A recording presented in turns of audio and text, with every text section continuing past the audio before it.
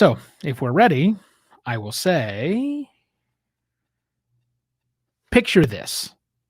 Two middle-aged weirdos who'd been married for 25 years decided at the end of 2014 to finally make good on their threat to leave Phoenix, Arizona once and for all. Why, you might be asking? Because 2014 sucked. Seriously. We lost family members. We lost members of families who were very close to us, who were way too young to die. Sheila just quit a job that she hated. My business was in failure. So we left. Not just Phoenix, not just Arizona. We would leave America. We quite literally sold everything that we owned, and in January 2015, got on a plane, one-way ticket to France. And not much of a plan after that. Good news, France was awesome. We had 3 weeks to chill in the French countryside. And by chill, I mean literally chill. It's quite cold in France in January. We didn't speak any French whatsoever, so we had plenty of time to figure out where we might go next. And that place was Copenhagen, because I guess we wanted someplace colder than France in January. Well, Denmark in February fits that bill. 3 weeks again to meet up with some friends, explore the city, and try our level best to drink the country out of Toul beer, which we almost did. After that, we were off to Brussels, where we, instead of staying in a hotel, stayed with a complete and total stranger who I had met online on Facebook literally the day before. So hi, Cedar, in case you happen to be watching. From there, we would spend 6 weeks in the UK, where we once again slept with a stranger, hi, Matthew, made fun of the English for English, I guess. Oh, and a pro tip, dogs are actually allowed in most of the pubs in England, which makes the miserable spring almost bearable. From there, we would spend 6 weeks in Spain. From Galicia to Barcelona to Mallorca, we were finally well-fed, warm, and really thinking that maybe life as European vagabonds was just what we should be doing. Until we got to Milan. Now, do we look happy in this picture of us in Milan? Because I assure you, we were not happy any of the time we were in Milan. This, in fact, is the only photo we took of ourselves in Milan. That's how much we didn't like Milan.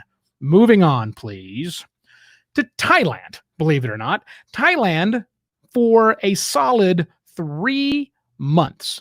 3 months of living in Thailand, even though this is still Milan, I promise you, we really did spend 3 weeks, not 3 weeks, but 3 months in Thailand. That's Hong Kong. We'll go there in a minute. We need to go one back so I can finish talking about where we were in Thailand. Thailand, here we go. 3 weeks, 3 months in Thailand, where we stayed in the rainiest province of Thailand at the beginning of the rainy season. Now, I know we look really miserable in this photo in Thailand, but I assure you, we were not. We loved our time in Thailand. It will come back in just a moment. But first, we have to go to Hong Kong, where we lived, not kidding, on a boat, and had the most amazing fish and chips in the entire world in Hong Kong, made by a Kiwi, this Kiwi, as a matter of fact.